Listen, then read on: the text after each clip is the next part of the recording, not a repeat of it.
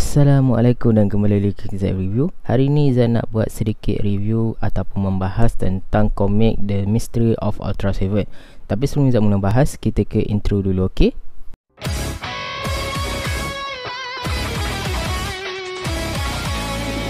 Okey, komik The Mystery of Ultra 7 merupakan siri ketiga dalam kolaborasi antara Subaraya Production dan Marvel Entertainment. Ini merupakan siri ketiga selepas The Rise of Ultraman pada tahun 2020 dan juga The Trials of Ultraman pada tahun 2021.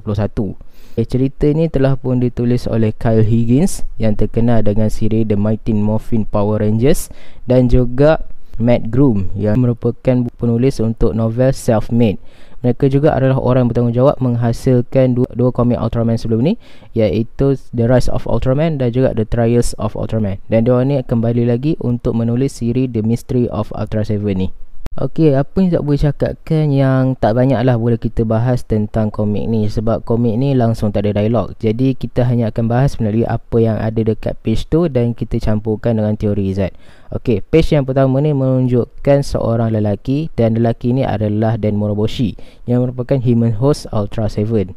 Dan dia ni dapat melihat suasana di planet Land of Light ataupun Nebula M78 yang kita kenal sebagai planet bagi para Ultraman. Dekat planet situlah Ultraman dan Ultra 7 dan Ultra Brothers yang lain berasal. Dan dekat bawah tu kita dapat tengok Ultra 7 dan Father of Ultra ni macam sedang berbicara.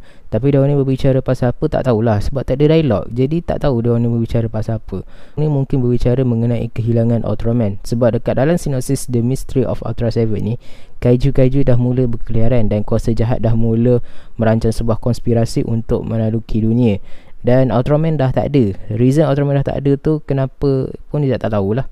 Sebabnya Zat tak baca dua komik sebelum ni, jadi Zat tak tahulah apa punca Ultraman tu hilang. Mungkin disebabkan kehilangan Ultraman tu lah Ultra 7 ni berbicara dengan Father of Ultra untuk mengambil tindakan selanjutnya. Page yang kedua pula menunjukkan yang Ultra 7 yang kini berada di bumi sedang bertaruh dengan salah satu musuh ikonik daripada siri Ultra 7, iaitu Eleking. Eleking yang kita nampak dekat dalam ni, model Eleking yang digunakan tu bukanlah model Eleking daripada zaman era Showa daripada siri Ultra 7, ataupun bukannya versi Eleking yang biasa kita tengok muncul dekat dalam siri Ultraman yang terbaru ni lah. Dan Eleking yang digunakan ni, rupa dia ni adalah mengambil model daripada Eleking daripada siri Ultraman Max. Eleking ni ada perbezaan lah dengan Eleking zaman era Showa dulu. Kalau Eleking zaman yang biasa kita tahu, dia tak ada kuku tau, tapi dia hanya ada tangan sahaja. Dan dia tak ada apa-apa kuku ke apa ke, dia memang ada tangan sahaja untuk dia gunakan untuk bertarung.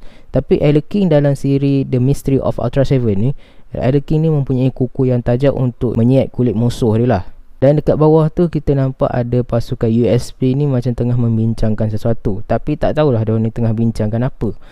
Tapi disebabkan Ultra 7 dengan Eleking ni berada di satu page yang sama dengan diorang, mungkin diorang ni tengah membincangkan tentang siapa sebenarnya Ultra 7 tu.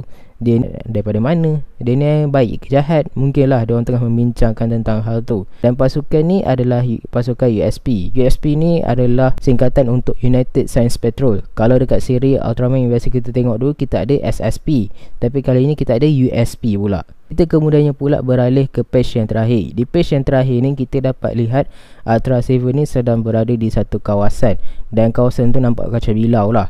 Dan kawasan tu bukannya kawasan bumi ataupun apa-apa, melainkan itu adalah Kaiju Limbo. Kaiju Limbo ni telah pun diintroducekan dalam siri Trials of Ultraman ini. Dan sewaktu Ultra 7 sedang meneliti kawasan tu, tiba-tiba dia diserang oleh satu raksasa. Dan raksasa yang menyerang dia tu adalah Aron. Aron ni adalah raksasa yang membuat kemunculannya di episod ke-39 Ultra 7 yang bertajuk Ultra 7 Assassination Plan. Dia ni telah pun dihantar oleh Alien Guards untuk menguji kekuatan Ultra 7 ni. Dan sama ada dia ni dihantar oleh Alien Guards untuk menguji kekuatan Ultra 7 ni pun kita tak tahulah.